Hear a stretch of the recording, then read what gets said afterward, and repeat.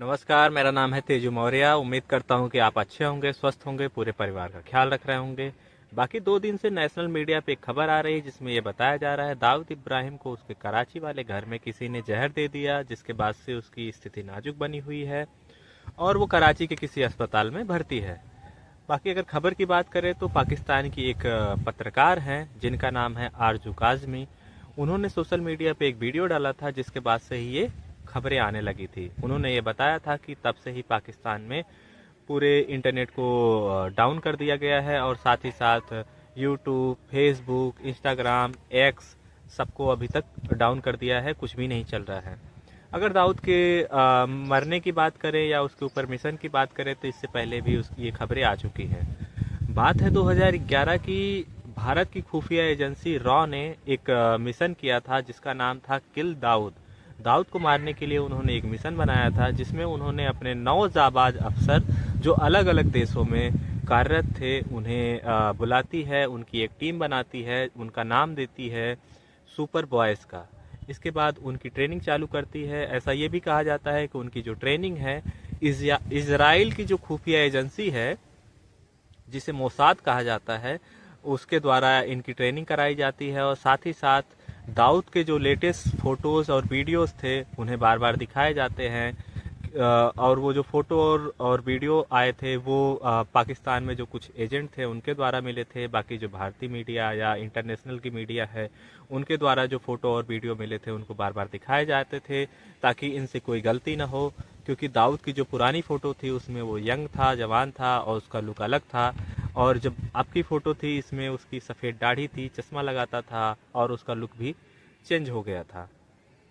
इनका ये पूरा मिशन की प्लानिंग करते हैं। 2 साल इनकी ट्रेनिंग होती है। इसके बाद ही इनका प्लान ये होता है कि इनको अलग अलग पासपोर्ट से जैसे नेपाल, सूडान और बांग्लादेश के पासपोर्ट से इन्हें पाकिस्तान के कराची में भेजा जाता है।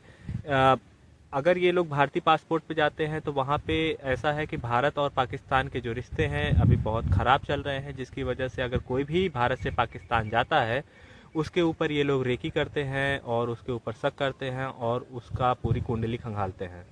इसलिए इन्हें अलग देशों के पासपोर्ट से भेजा गया।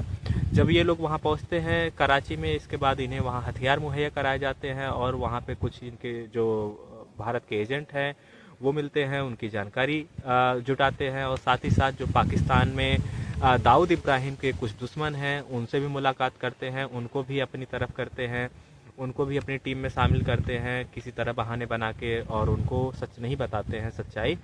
और फिर धीरे धीरे ये लोग रेकी करने लगते हैं और जानकारी जुटाने लगते हैं। जब ये जानकारी जुटा रहते हैं इन्हें जानकारी ये मिलती है कि कराची के जो क्लिफ्टन स्ट्रीट एरिया है वहाँ पर दाऊद इब्राहिम एक बंगले में रहता है और वहीं से वो डेली शाम को 4 से 6 के बीच में एक डिफेंस हाउसिंग सोसाइटी की मेस है जहाँ पे पाकिस्तान के पूर्व सैनिक रहते हैं, वहाँ पे वो रोज़ाना जाता है और वहाँ पे मिलता है और घंटों बातें करता है। और क्या बातें करता है कुछ पता नहीं, बट शुक्रवार को, फ्राइडे को वहाँ पे छुट्टी रहती है और वो शुक्रवार को वहाँ पे नहीं जाता है और डेली वो 4 से 6 के बीच में अपनी सिक्योरिटी के साथ निकलता है। बाकी अगर उसकी सिक्योरिटी की बात करें, उसकी सिक्योरिटी उसकी पर्सनल सिक्योरिटी है और साथ ही साथ आईएसआई की भी सिक्योरिटी उसके साथ चलती है। ये लोग पूरा रेकी करते हैं।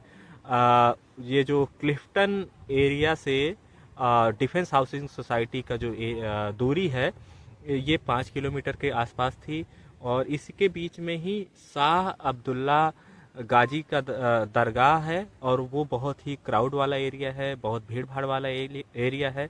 ये लोग उसको जीरो इन करते हैं और इनकी प्लानिंग ये होती है कि हम लोग यहाँ पे ही दाऊद इब्राहिम को गोली मारेंगे और यहाँ से भाग जाएंगे। और इनके प्लानिंग के तहत फिर ये लोग पूरा प्लान बना लेते हैं। उसके साथ ही फिर ये प्लानिंग को जो लीड कर रहे थे वो इनके एक सीनियर अधिकारी थे, वो एक सीनियर अफसर थे, उसको लीड कर रहे थे और साथ ही साथ सबके काम बता दिए जाते हैं।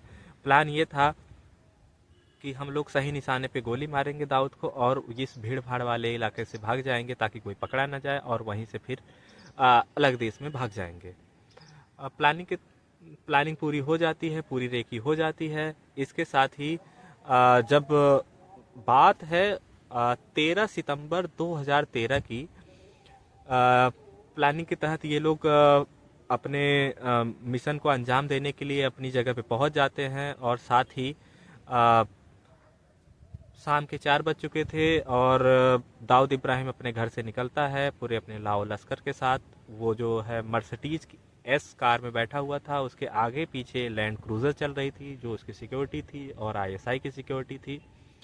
इसके साथ ही जो मिशन को लीड कर रहे थे सीनियर अधिकारी, उनके पास एक फ़ोन आता है। फ़ोन कॉल में ये कहा जाता है मिशन को कैंसिल कर दिया जाए, मिशन को अबॉर्ट कर दिया जाए। जस्ट इसके बाद ही वो लोग मिशन को अबॉर्ट करते हैं और लोगों को बताते हैं और इसके बाद सब लोग वहाँ से चले जाते हैं। लेकिन ये नहीं पता चला था कि किसका फ़ोन आया था और ये क्यों मिशन को कैंसिल करना पड़ा था। फिर कुछ समय बीतता है, फिर खबर निकल के ये भी सामने आती है कि जब ये लोग रेकी कर रहे थे और लोगों से जानकारी जुटा रहे थे दाऊद के बारे में, तो किसी ने उसी में से दाऊद से मुखबिरी कर दी और दाऊद को बता दिया कि तुम्हें मारने की प्लानिंग हो रही है, जिसकी वजह से दाऊद को पहले से ही पता चल चुका था कि उसके मारने का प्लान बन चुका है। इस वजह से इस मिशन को कैंसिल करना पड़ा, क्योंकि दूसरे देश में जाके किसी भी दुश्मन को मारना बहुत मुश्किल काम है। अगर ये लोग कहीं गलती से पकड़े जाते तो ये मुद्दा जो है यूएन में उठता और भारत की बहुत किरकिरी होती, जिसकी वजह से ये कैंसिल करना पड़ा। और आज के समय में उसके बाद तक काफ़ी समय तक ये दाऊद जिंदा है और अभी तक कोई मिशन नहीं या उसकी कोई जानकारी नहीं अभी मिल पाई है। बाकी मिलते हैं किसी नए वीडियो में, तब तक के लिए नमस्कार, जय हिंद,